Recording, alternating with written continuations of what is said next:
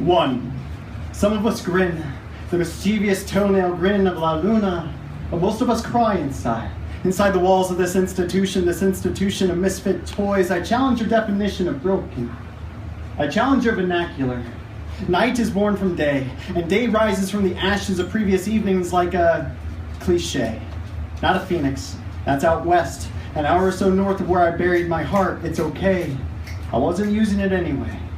But regardless, in group therapy, our counselor taught us how to meditate. I closed my eyes and saw Catalina horizons. Purple-plated cactus spot the horizon like a bruise. Saguaro cacti stand like ivy trees looming, promising moisture to dehydrated poet travelers.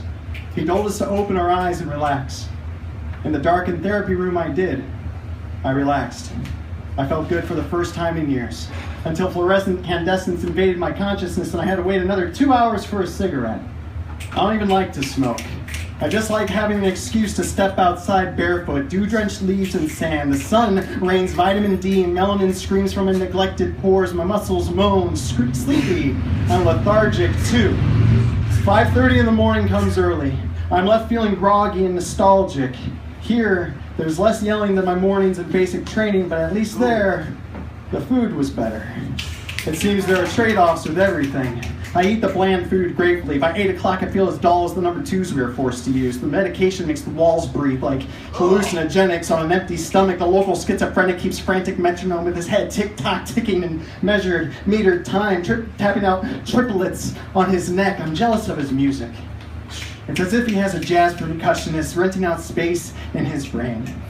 It only rained one day. The rest of the time of my stay was beautiful, but you couldn't tell by the gloomy attitudes of the other patients impatiently writing out their withdrawals or pacing back and forth seemingly for miles. It was hard getting them to smile. 3. If time is relative, then time is that drunken uncle that tries too hard to be funny. But time is funny in that, shut the fuck up kind of way. 4. They kept reminding me that I didn't work there, which I felt was a little redundant, seeing that everyone who did work there had laces on their shoes. And every step I took was another reminder of my current status. 5. Man invented the wheel, then he invented the ball. Sometime shortly after that, soccer became an international phenomenon. But I'd be damned if I could get anyone to kick around a flat basketball with me. Mostly the other patients sat in the shade under a cloud of nicotine.